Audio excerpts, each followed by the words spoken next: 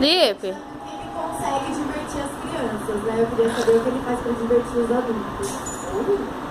Então, essa é outra revelação que eu não posso apresentar aqui agora. Mas... Como é que a gente vai saber sobre você? Então, Mas eu tô querendo namorar você. Não, Eu me então. divido com presentes, com viagens.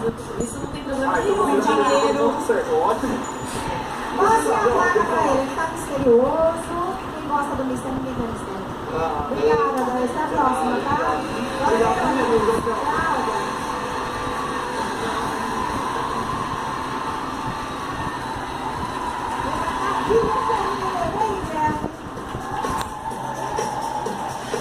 Caiu, meu Beto. Dá a mão aqui. Dá a mão.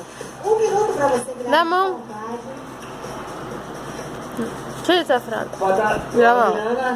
Dá a mão. Levanta. Olá, Eliana. Olá, Ai. meninas. Olá, plateia. Meu nome é Guilherme. Tenho 25 anos.